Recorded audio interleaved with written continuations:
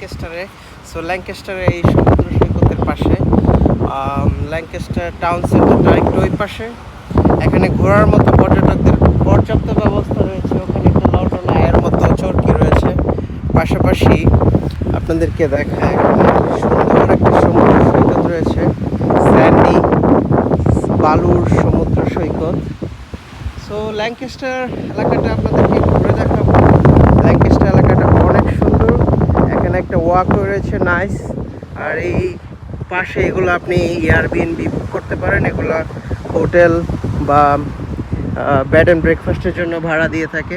So Lancaster আজকে আপনাদেরকে সারাদিন ঘোরাবো। হোপফুলি আপনাদের ল্যাঙ্কাস্টারে আসতে ইচ্ছা করবে যারা ইংল্যান্ডে থাকেন।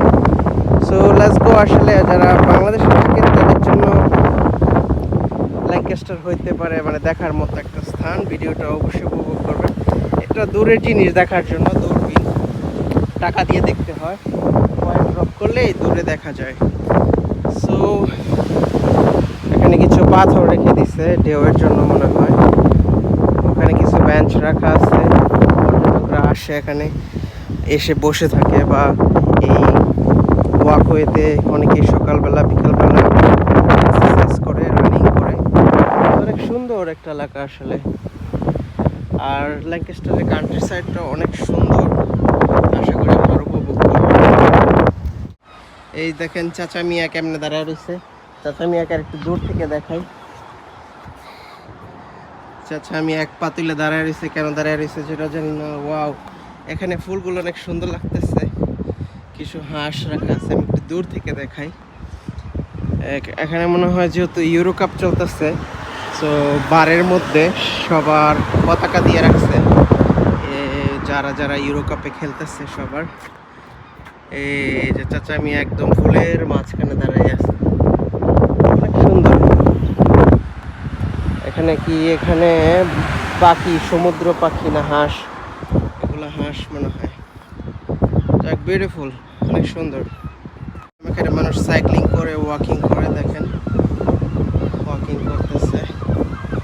এখানে বাচ্চাদের জন্য খেলার জায়গা আছে সুন্দর, এটা বাচ্চাদের। এখানে একটা টাওয়ার, আর একটু ভিতরে গেলেই ল্যাঙ্কাস্টার সিটি সেন্টার। সো কেউ চাইলে একটা দিন, দুইটা দিন, তিনটা দিন, আসলে সামনে ভিডিওতে আরও যে সব সুন্দর ব্যাখ্যা করতেছে, এই ল্যাঙ্কাস্টার এক সপ্তাহ অনায়াসে থাকা যায়। স্পেশালি স্যান্ডি বিচটা অনেক সুন্দর। আর এই বেঞ্চে বসে সকালবেলা এই বিচের বাতাস খাওয়া বা বিকেলবেলা বিচের বাতাস খাওয়া কীরকম লাগবে আপনারা কল্পনাই করতে পারতেছেন। আমি এখন সমুদ্রের দিকে যাচ্ছি। একজন সাঁতার কাটতেছে, দূরে দেখা যাচ্ছে। এই যে আমি একটু দাঁড়াই, এই যে সাঁতার কাটতেছে। এই চমৎকার একটা সি বিচ, অনেক সুন্দর, অনেক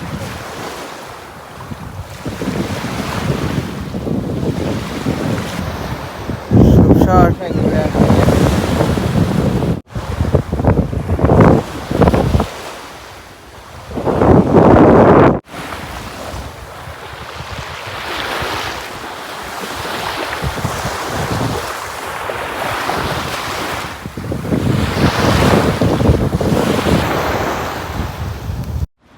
এখানে এটা কি করা আছে? ফেয়ারি স্টেপস, লেইটন মো, সিলভার ডেইল। জানি না আসলে এটা কেন এত নাম, হয়তো বা কোনো হিস্ট্রি আছে, কোনো হয়তো বা ইতিহাস আছে এই জায়গাটার, এই জন্য নামগুলো আলাদা আলাদা করে রাখছে।